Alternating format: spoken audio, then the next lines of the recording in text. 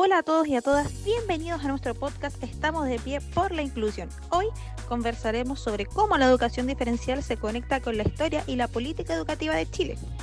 Y sí, porque aunque parezca un tema del pasado, la forma en la que se organiza la educación en nuestro país hoy en día sigue marcando la vida de nuestros y nuestras estudiantes, sobre todo de esos quienes necesitan un apoyito extra. Vamos a hablar de leyes, historia, escuelas públicas y privadas y de cómo todo esto influye en la inclusión. Y lo haremos con un caso realista que nos ayuda a entenderlo mejor.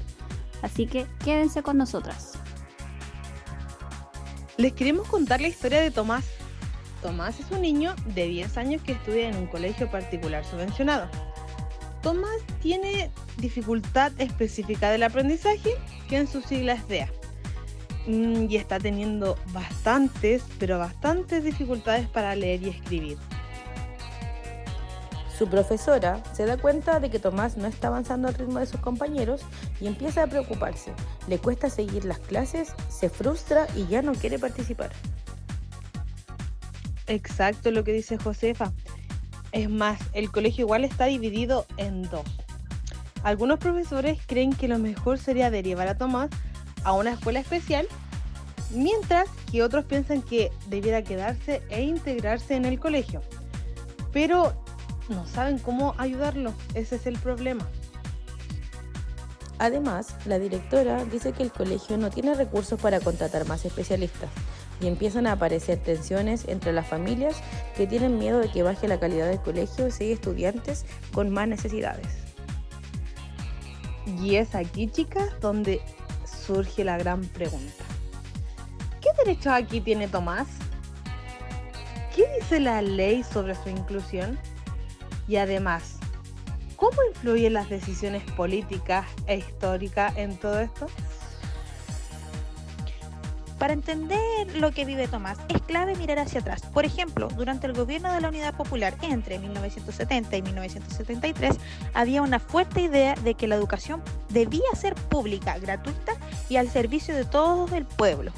Había mucha discusión sobre democratizar la educación y acabar con las desigualdades. Luego, con la dictadura militar de Augusto Pinochet, se instauró la LOCE, es decir, la Ley Orgánica Constitucional de Enseñanza, en donde se promovía la libertad de enseñanza, es decir, que las familias pudieran elegir el colegio en donde educar a sus hijos e hijas.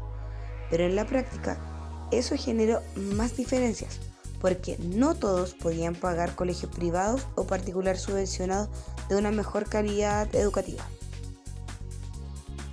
En el 2009 llegó la Ley General de Educación, LEGE, que reemplazó la LOCE. Trajo la idea de calidad y equidad y empezó a hablar más de inclusión, pero igual, muchas cosas quedaron en letra muerta.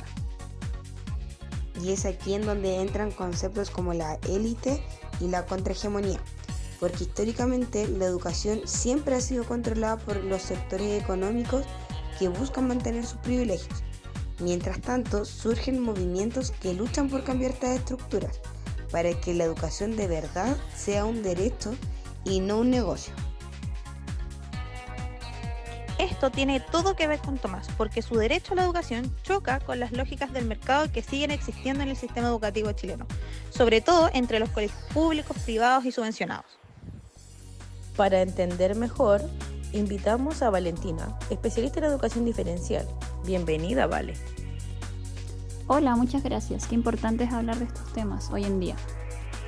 Valentina, cuéntanos, ¿qué es el decreto 170 y cómo se relaciona con casos como el del estudiante Tomás?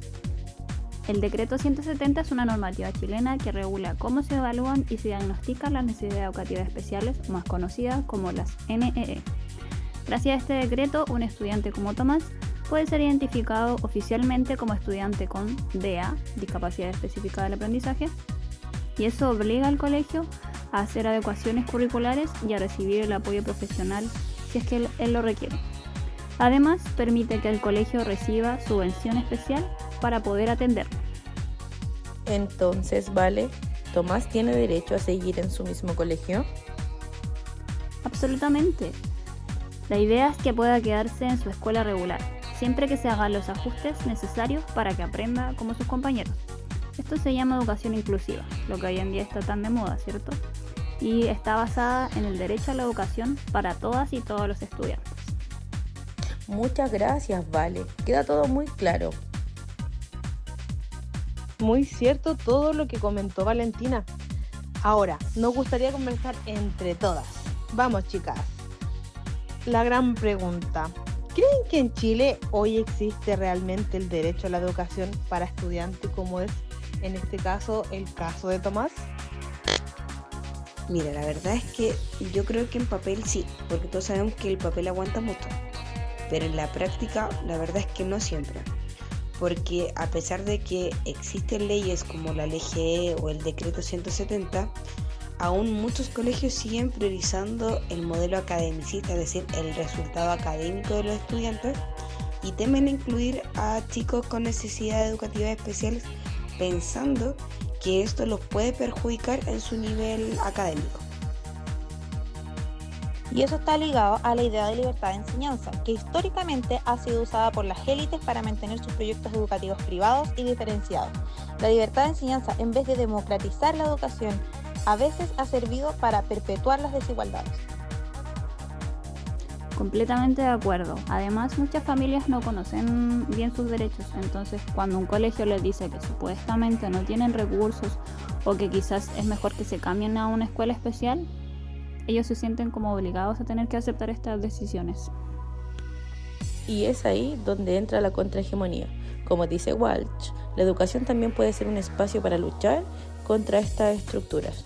Si nosotras, como futuras profesoras, nos informamos y actuamos, podemos ser parte de este gran cambio. Exacto, chicas, porque no se trata solo de comprender o entender las leyes, sino de transformar las prácticas educativas y la cultura de todas las escuelas. Y eso implica creer de verdad que todos y todas tenemos derecho a aprender, sin importar nuestras características o dificultades. Nos despedimos recordándole que la educación debe ser un derecho para todos y todas, y que, como dice la canción, estamos de pie. Gracias por escucharnos. Hasta la próxima.